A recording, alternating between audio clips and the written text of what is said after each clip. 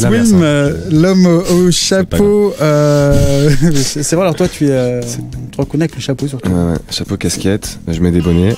Ça, il met un petit peu tout. Alors toi, la musique, tu baignes dedans depuis tout petit. Hein. Ouais, comme beaucoup, je pense, d'entre nous. Hein.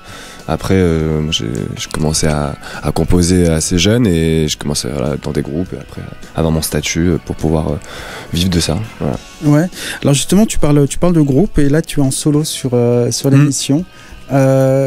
Tu es toujours avec le groupe ou pas en ce moment? Non. Du coup, dans mes projets de groupe, j'écrivais et je composais aussi, donc sauf que je mettais ma musique au billet d'un projet à chaque fois. Donc c'est je pense une forme de pudeur. Et là aujourd'hui, j'ai pris aussi parti de me lancer sur une carrière solo. Donc mes collègues, camarades ont accepté et c'était la tentative aussi de faire cette émission et de tout mettre bien pour ça. Ouais.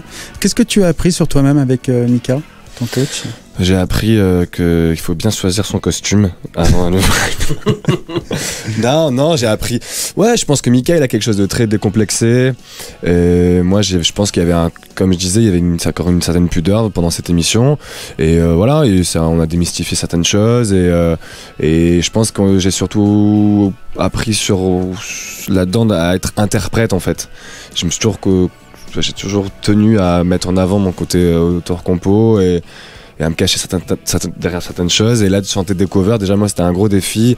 Et voilà, je pense que les quelques échanges qu'on a eu avec Mika, ça a permis d'aller démystifier ça et de dire allez, on donne tout et jouons mon jeu, quoi. Voilà. Tu avais tenté de proposer à la prod de mettre des compositions personnelles? Forcément, ouais. Je pense que tous ceux qui écrivent ont envie de se dire peut-être, et on sait très bien que non, parce que ça fait partie de l'émission en fait. Ça serait changer le concept de l'émission de faire de la composition en fait. Donc au contraire, c'est ça qui est intéressant, moi c'est ce qui me faisait peur aussi, c'est de venir faire des reprises, mais finalement c'est à refaire, je referai. Alors Bruno Barbières, on a donc 4 talents qui sont là, des talents aussi qui ont été dénichés grâce à toi. Comment tu travailles? Alors je sais que tu travailles aussi dans toute la France. Comment ça se passe? Alors d'abord, c'est pas que grâce à moi, on est toute une équipe avec des fidèles lieutenants. Il y a Laure, il y a Barbara, dite Barbie, et tout plein d'artistes, parce que je travaille avec des artistes, parce que c'est plus simple pour parler à des talents, à des chanteurs, quand tu es toi-même musicien et chanteur, comme ça tu as déjà le même langage, et puis tu peux comprendre. Et puis comme je suis quelqu'un de temps en temps pervers, je prends aussi des artistes qui ne veulent pas faire de voice. Pour parler à des artistes qui ne veulent pas faire de voice. Donc ensemble, à un moment, ils ont envie de faire de voice. Ça s'appelle, c'est le summum de la perversité. Puis on va partout, là, dès le mois d'avril, j'envoie 2 émissaires au Printemps de Bourges, comme d'habitude, où j'ai rencontré Guillaume, de la saison dernière d'ailleurs. Et puis au départ, à Bourges, on se faisait lapider. Tu parles, t'arrives, tu dis TF1, Universal, horreur, malheur. Et puis maintenant, ils sont tous fans. Et moi, je suis très content. Et puis la présence des 4 talents le montre, parce que c'est 4 univers différents. Et voilà, et comme nous, on n'est pas sectaire, on est content d'ouvrir les portes. C'est open bar. Et puis je travaille avec plein de concours, avec les régions et tout. Et je travaille avec votre réseau. Ah, voilà. Depuis l'année dernière, vraiment. Ouais. Alors donc, je me suis dit que comme vous avez quand même c'est pas quand même, vous êtes le premier réseau en France, une centaine de radios. Et je me suis dit local. Et puis ça m'est venu aussi en me disant tiens, mais Lilian Renaud l'année dernière dans sa Franche-Comté, il devait bien écouter la radio du coin. Pareil avec Anne Silla à Valence, etc.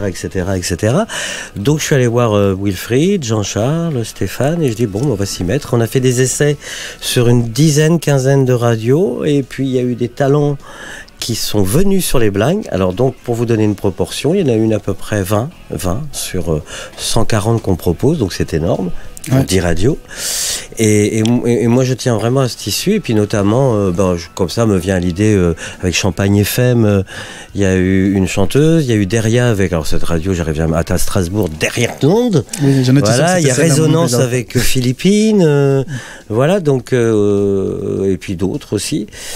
On espère d'autres radios, plus de radios encore. C'est pas j'espère, c'est que ça y est, moi je vais venir vous embêter, messieurs les programmateurs et patrons des radios qui nous entendent. Avec grand plaisir. Vous allez bientôt avoir de mes nouvelles. et je compte sur vous, parce que vraiment le plus important quand on travaille en local, ce qui est très important, c'est qu'on se dit, on est entouré de chanteurs dans le coin, et on n'y pense pas, parce qu'on se dit non, j'aurais jamais pensé pour The Voice. Et il faut penser à tous les gens auxquels on ne pense pas, ce qui est compliqué. C'est un peu comme l'amour. Voilà. C'est très joli.